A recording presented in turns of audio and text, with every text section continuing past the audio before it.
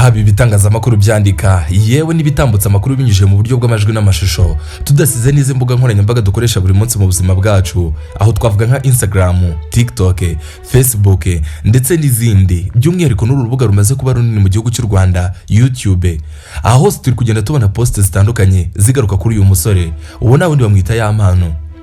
Uyu ni umusore umaze kumenyekana mu gihugu cy'u Rwanda kubera ubuhanga ndetse n'impano yifitemo, ariko nanone bigaterwa n'indirimbo ari kugenda ashyira hanze nziza cyane.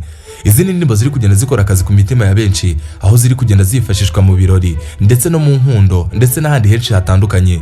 Izi ndirimbo ziri kugenda zikundwa cyane, zikaba zimwe mu ndirimbo ziri kumvwa cyane mu gihugu cy'u Rwanda. Ariko ushaka kwibaza uti ese kubera icyo umusore ari kugarukwaho, ese kubera icyo ahantu hose izina ryabaye Yampano?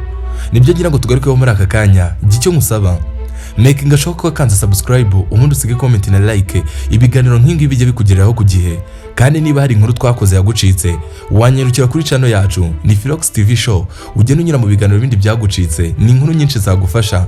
Gusa nkwibutsa yuko njye uri kumva kuri mikoro ni Philox Aime. Rero ndagira ngo tugarukire ku nkuru yacu, ndagira ngo tugaruke kuri uyu musore ushaka kwibaza ngo nuwahe, ese ni muntu ki, ese kubera iki kugeza muri aka kanya ari kuvugwa cyane. Nibyo ngira ngo turambure. Ubundi amazina y'uyu musore bamwita Uworizagwira Florien. Aya ni amazina abantu benshi bakunda kugarukaho bibaza bati Uworizagwira ese risobanuye iki, ese niki cyinshi nyuma y'iri zina Uworizagwira. Abantu benshi bigeze no kubona indirimbo bita Uworizagwira. Uyu musore kandi ntiyagiye kure yabyo, yasobanuye yuko iriya ndirimbo yayihimbye agendeye ku buzima bwe bwite, anabihuza n'izina rye. Uyu ni umusore wagiye usobanura uburyo umuziki utari umworoheye mu myaka yashize. Avuga yuko ari urugendo rutari rworoshye, avuga yuko ari ibintu yakuze akunda mu bwana bwe, avuga ko ari ibintu yakuze yumva azakora.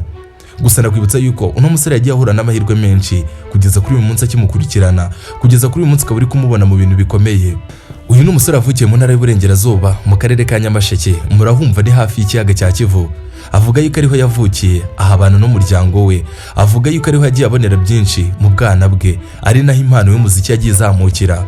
Uyu musore yagiye asobanura ubuzima bwe yuko ari urugendo rutoroshye, yagiye anyura muri byinshi, aho atakomeje kubana n'ababyeyi be cyane kuko baje kwimuka baza mu mujyi wa Kigali, ariko akagumana n'abavandimwe be mu ntara y'Uburengerazuba. Ni umusore usobanura uburyo yakoze urugendo rutari rworoshye ubwo yinjiraga mu mujyi wa Kigali bwa mbere. Abisobanura no mu ndirimbo bita Uworizagwira, aho avuga yuko yahuriye na byinshi aho bita Nyabugogo muri gare izwi mu gihugu cy'u Rwanda. Gusa nagira nkusubize inyuma gato. Uyu musore yasobanuye ko ubwa mbere yinjira mu mujyi wa Kigali yaraje kureba papa we, aje kumusura mu gihe cy'ibiruhuko. Ubwo yagiraga mu mujyi yaje asanga yuko umujyi ari umujyi koko. Za ndirimbo za Tuff Gang yahoraga yumva kuri radio yumva ashatse kuzikora, kuko uyu musore guturuka mu bwana bwe yikundiraga umuziki n'ubundi. Gusa ariko ntibyatinze ngo vacances yaje kurangira asubira mu cyaro. Gusa ariko ahita abona itandukaniro ritandukanye ry'umujyi n'icyaro. Nibwo yaje gufata icyemezo nyuma agaruka mu mujyi wa Kigali. Gusa muri urwo rugendo rwo kugaruka no rugendo asobanura ko rutari rworoshye, no rugendo yahuriyemo na byinshi. Muribuka mu ndirimbo bita Uworizagwira aho avuga ati niba ari isomo uzarimenya umunsi imodoka ipfira Nyungwe. Aho yasobanuye yuko imodoka umunsi yapfiraga muri Nyungwe ari igihe yari afashe urugendo rwari rumugaruye i Kigali, aje kuhaba, aje kureba papa we ubwo byari bimunaniye mu cyaro. Niho yasobanuye avuga yuko ubwo yarimo aragerageza kugaruka mu mujyi wa Kigali bateze imodoka igeze muri Nyungwe irapfa. Abantu batangiye kumugarukaho cyane ati wa mwana ugiye he? Ndakwibutsa yuko muri ibyo bihe ubwo imodoka yapfaga uyu mwana yari yafashe icyemezo cyo kujya mu mujyi wa Kigali wenyine. Nibyo yanasobanuye muri ndimo nakubwira ngo Uworizagwira. Gusa uno musore urugendo rwaje kumuhira birangira ageze i Kigali. Niho yaje aratungurwa ubwo papa yabonaga uno mwana agarutse mu mujyi wa Kigali. Ise yashatse kumusubizayo, ariko mama we aravuga ati uyu mwana mureke tugumane. Uwo ndi kukubwira ni Yampano ngerageza kukumvisha urugendo rwe rwa muzika. Uyu musore ubwo yagiraga mu mujyi wa Kigali yakomeje kubana n'ababyeyi be, ariko akazajya gukunda gukata mu mujyi wa Kigali. Avuga ko bwa mbere yabonye hari studio bita Touch Record, ariho yatangiye kuzajya abona abahanzi basohoka bagenda n'abandi binjira. Bitangira ubwo atangira gukunda ubuzima bwo kuba umusitari ndetse no kuba umuhanzi. Ariko ubwo byagiraga ku masomo ye nibwo umubyeyi yemeje kumujyana aho bita mu karere ka Bugesera. Uyu musore akavuga uburyo yajyaga kwiga n'igare mu buzima butari bworoshye, ariko ise akazajya amubwira ati mwana wanjye uza kunsura. Abantu mwakunze gukurikirana ikiganiro yakoranye n'uwo bita Irene yagiye asobanura ubuzima bw'ukuntu butari bworoshye. Uyu musore avuga yuko yagiye kwibana ku giti cye, arangije akazajya yiga, akajya ku ishuri n'igare, agasobanura uburyo yavaga mu karere ka Bugesera akinjira mu mujyi wa Kigali aje kureba papa we. Uyu se yarasigaye aba mu mujyi wa Kigali. Gusa uyu musore avuga yuko nta kindi cyabimuteraga ari urukundo akunda papa we. Nubwo mujya mubibona mu biganiro bitandukanye uburyo ajya akunda guhamagara papa we akamwereka urukundo rutangaje. Uyu musore ndagerageza kukunyuramo muri make ubuzima yagiye anyuramo. Uyu musore yize primaire akazaturuka mu karere ka Bugesera akajya mu mujyi wa Kigali kureba se. kuko se yaramaze kuvuga yuko n'umwana atazashobora umujyi. Ya mwana ngo yakuze ari umwana w'umukubaganyi cyane, aho yakundaga gutembera ndetse agakunda no gutora uduceri cyane. Yasobanuye ko ariyo mpamvu yatumye se amukura mu mujyi wa Kigali amwerekeza mu ntara kugira ngo yige atuje. Gusa ntabwo bwari byoroshye nabyo, kuko aho yari ari nta muvandimwe cyangwa umufamiliye bari kumwe. Gusa ariko n'umusore yafataga icyemezo agafata igare akajya gusura papa we. Ndagira ngo twihute twigarukire ku muziki we. Uno musore nyuma yo kurangiza amasomo ye nibwo yaje kujya ahantu akora imirimo kugira ngo ajye abona udufaranga, aho yasobanuye yuko yakoze ikiyede. Bwa mbere ahura n'uwo bita Irene, uyu ni umunyamakuru bakunda kuganira cyane ndetse w'inshuti ye. Asobanura yuko umunsi yamubonaga bwa mbere yari ari ahantu ari mu kazi, abona umunyamakuru Irene maze aramwegera amwandikira nimero ze ku gapapuro. Ya mpano yasobanuye yuko ari ikintu atazibagirwa, bimwe mu bintu byamuteye inkunga yumva yuko azaba umusitari. Nubwo uyu nguyu bita Irene yamuhaga nimero ze akazandika ku gapapuro akamubwira ngo azamuhamagare. Gusa ariko no musore muri kureba kugeza kuri uyu munsi nubwo yageze aho ngaho, ni umusore agiye uhura n'ibizazane bitangaje. Avuga yuko yigize gufungwa ashinjwa ibyaha bitandukanye.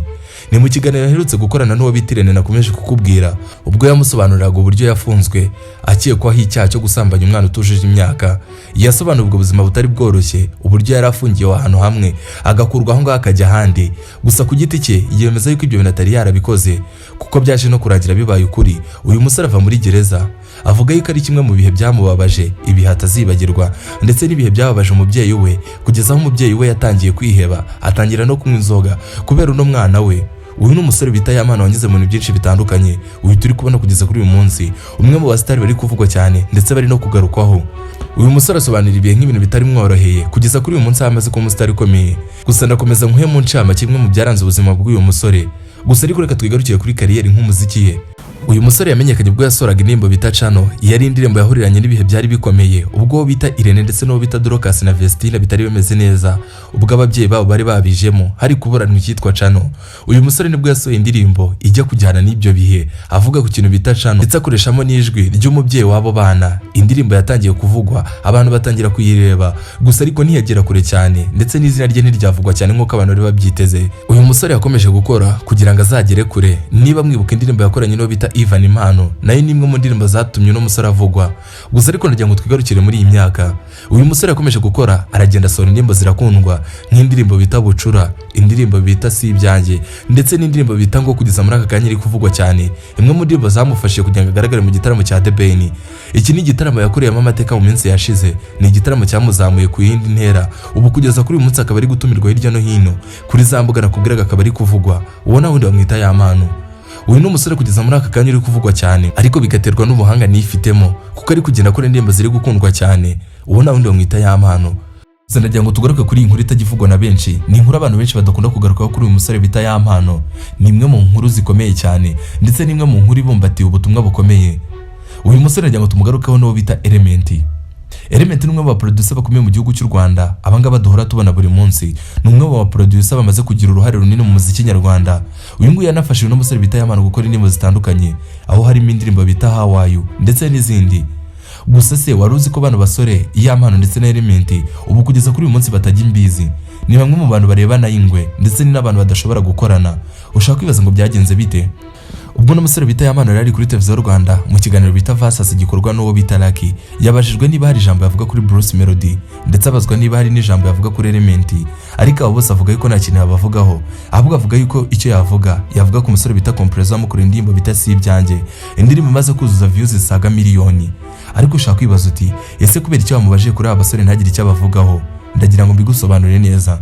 Uyu musore bita Yamana mu minsi yashize yakoze ikiganiro agikorana n'abanyamakuru ba Isango Star, asobanura uburyo Element ari umuhemu ndetse ari umuntu utaramubaniye. Avuga ko Element ari umuproducer wikunda udakora ibintu nk'uko ubishaka, ahubwo abikora nk'uko abishaka. Avuga ko Element ari indyarya, ari umwe mu bantu gukora indirimbo akayisohora mu gihe abantu bari kumurebaho cyane kugira ngo azegukane ibihembo bitandukanye nk'umwe mu baproducer bakoze indirimbo. Avuga ko byamubayeho yamukoreye indirimbo maze akayimuha mu gihe kibi, bigatuma ihurirana n'izindi z'abanzi bakomeye mu gihugu cy'u Rwanda, aho nka ba Chris Easy, ba Bruce Melody ndetse n'abandi, bigatuma indirimbo y'uyu musore itagera kure. Avuga ko ari kimwe mu bintu yamuhemukiye. Niyo mpamvu uzabona umuhanzi bita Yamana nta kintu gikomeye ajya agaruka kuri ngo bita Element. Nubona atamugarukaho cyane mu biganiro ibiganiro babimubajijeho uzamenye impamvu yabyo. Ubu nawe ndamwita ya mpano. Uko niko kuri hagati y'umubano we n'uwo bita Element. Ndagushimiye nge nk'ibisanzwe ni Philox Aime. Narindi hano kugira ngo ugezeho incamake y'ubuzima bw'uyu musore bita ya mpano. Nk'ibisanzwe ibiganiro nk'ingibi nakagaruka. Icyo ngusaba ni ukumekinga showa ko wakanze subscribe ubundi ugasiga comment na like tukabana buri munsi.